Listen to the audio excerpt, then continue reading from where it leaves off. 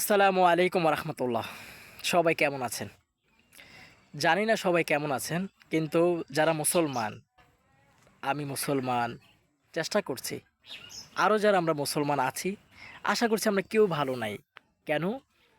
যেই জায়গাতে আমাদের মুসলমান, ফিলিস্তিনে ফিলিস্তিনে যেখানে আমাদের মুসলমান ভাই বোন, ছোট ছোট বাচ্চারা দেখলাম, মানে এমন একটা পরিবেশ হয়েছে, অথচ আমরা কিছু করতে পারছি না।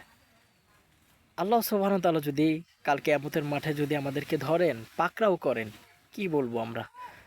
বাংলাদেশের থেকে তো আন্দোলন চলছে, আলহামদুলিল্লাহ, যে প্রতিবাদ চলছে, যতটুকু আমাদের সামর্থ্য আছে করছি।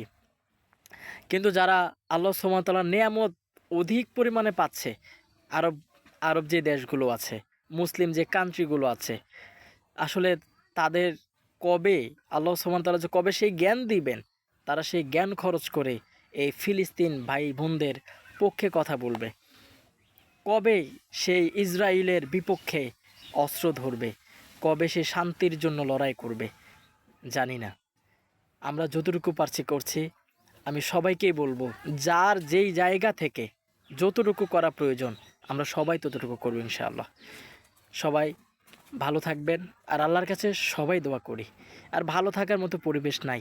আমি যতই বলি, আরও বড় বড় লোকেরা যতই কথা বলুক যে ভালো থাকেন, ভালো ভালো কিভাবে থাকবো যেখানে আমার ভাই বোনরা এইভাবে আছে? তা আমরা আল্লাহর কাছে সবাই দোয়া করি, আল্লাহ যেন এই ফিলিস্তিন ছিল, মুসলমানদের ছিল, মুসলমানদেরই আছে, শুধু একটু আমাদের কিছু ভাইদের কারণে তারা কথা বলতে পারছে না, সমর্থ থাকার পরও পারছে না, তাদের কারণে আজকে এই দশা, এই অবস্থা। তো আমাদের ফিলিস্তিন আবার হবে, অবশ্যই আমরা বিজয় করব সেটা।